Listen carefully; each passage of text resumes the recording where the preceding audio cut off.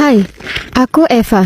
Dan aku dari dulu tinggal di panti asuhan. Kurasa nggak masalah, maksudku para suster baik padaku. Tapi tentu saja ini nggak semenyenangkan punya keluarga harmonis. Aku juga terus-menerus merasa sakit hati karena ditinggalkan. Itu semua aku ekspresikan melalui sikap murung dan penampilanku yang kumuh. Terlepas dari perubahan suasana hatiku, aku punya beberapa teman baik. Tapi satu persatu aku melihat ada keluarga yang mengadopsi mereka, sementara aku tetap terjebak di sana.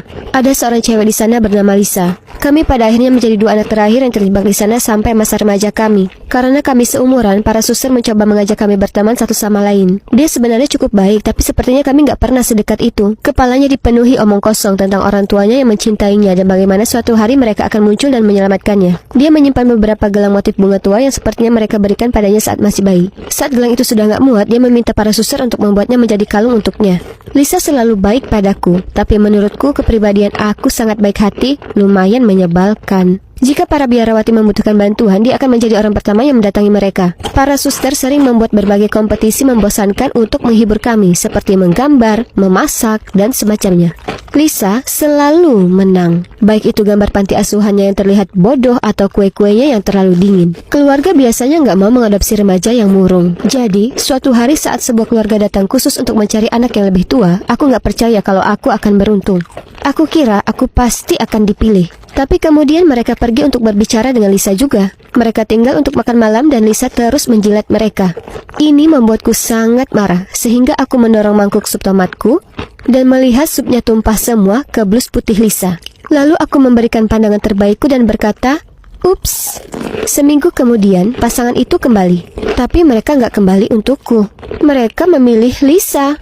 Aku marah banget. Bisa-bisanya mereka memilih gadis sakit-sakitan itu dibandingkan aku. Sebelum Lisa pergi, dia memelukku dan mengucapkan omong kosong. Aku akan merindukanmu dan aku tahu seseorang akan segera mengadopsimu. Di mataku, dia sudah mencuri keluargaku. Dan dengan melakukan itu, dia telah menghancurkan hidupku. Jadi saat dia di lantai bawah berpamitan sama anak-anak kecil, ku gunting salah satu tali ranselnya yang dia kemas di tempat tidurnya. Tapi ini sepertinya nggak terlalu mengganggunya. Dia terlalu bahagia dengan keluarga barunya. Sementara itu, aku menjadi satu-satunya remaja yang terjebak di tempat ini.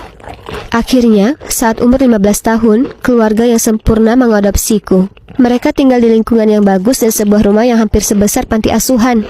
Mereka sangat baik padaku. Aku merasa sangat senang akhirnya punya keluarga yang layak.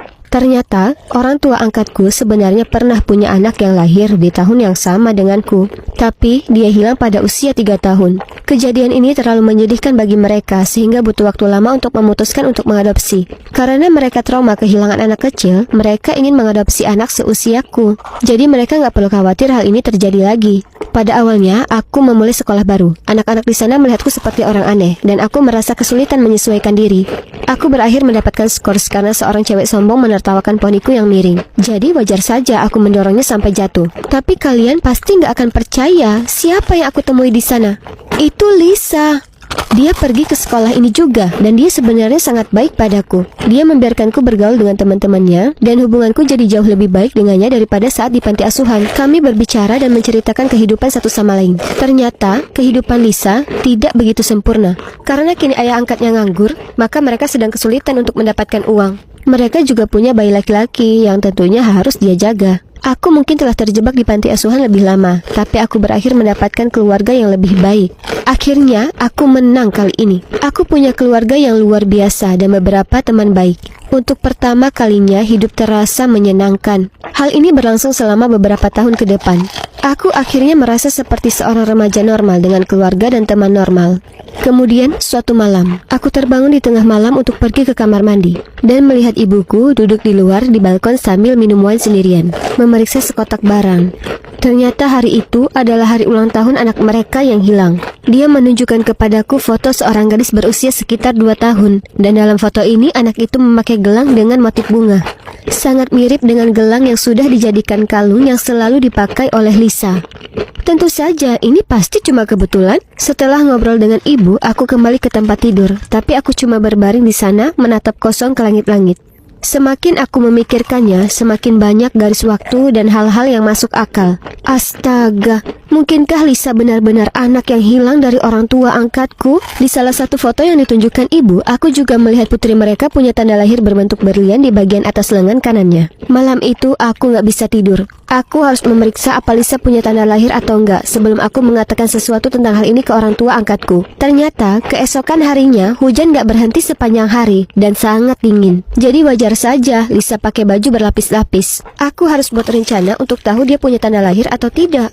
Aku akan terus berada di sampingnya seharian penuh, menyentuh sweaternya, bilang kalau aku sangat menyukainya. Lalu aku bertanya apa dia bisa meminjamkanku sebentar karena aku mau membeli yang sama juga. Dia ragu-ragu karena saat itu dingin sekali. Tapi aku tetap ngotot sampai dia menyerah. Jadi kami pergi ke kamar mandi. Saat dia berganti pakaian, aku harus naik kedudukan toilet di bilik sebelah untuk mengintipnya. Dan coba tebak, Lisa punya tanda lahir berbentuk berlian yang sama persis di lengan kanan atasnya. Apa yang harus kulakukan sekarang? Aku punya kehidupan yang sempurna dengan orang tua angkatku. Dan untuk kali ini aku nggak mau lagi ada di posisi kedua setelah Lisa. Kalau aku memberitahu mereka, mereka mungkin nggak akan menginginkanku lagi.